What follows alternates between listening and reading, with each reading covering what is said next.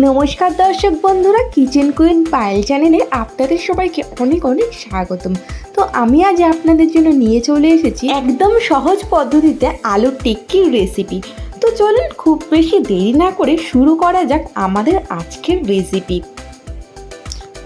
তো আলুর টিক্কি বানানোর জন্য আমি এখানে কড়াইয়ের মধ্যে 2 বাটি জল দিয়ে দিলাম।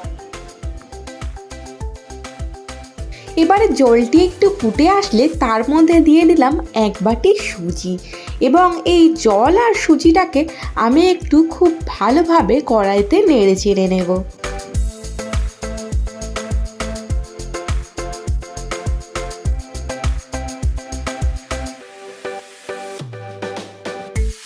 সুজিটি যখন এরকমভাবে টেনে আসবে, এই সময় আমি সুজিটিকে একটি বোলের মধ্যে ট্রান্সফার করে নিচ্ছি।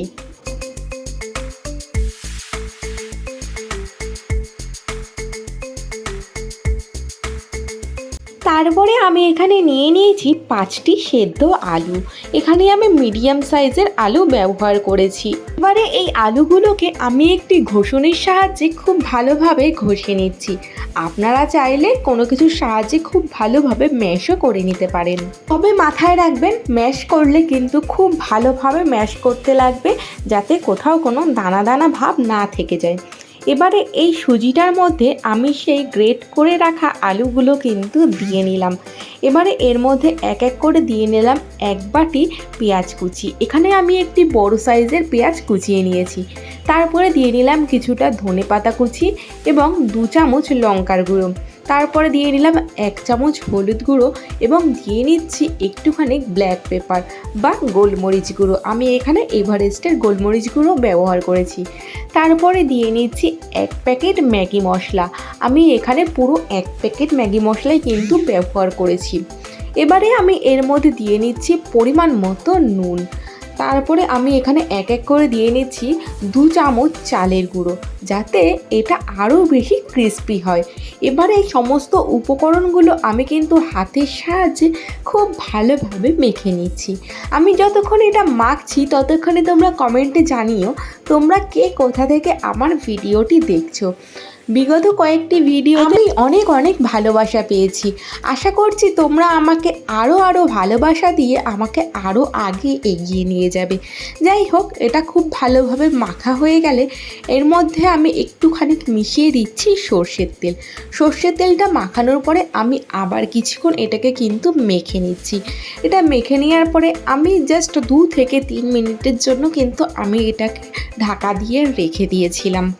এবারে আলুর টিক্কিগুলোকে শেপ দিয়ে নেওয়ার পালা।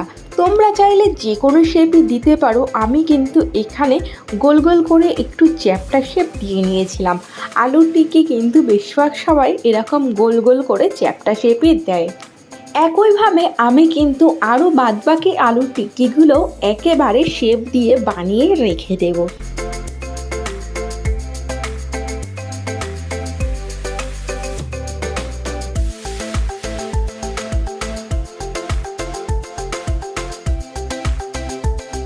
তো এখানে আমাদের সমস্ত আলুর টিক্কিগুলো কিন্তু শেপ দেওয়া কমপ্লিট।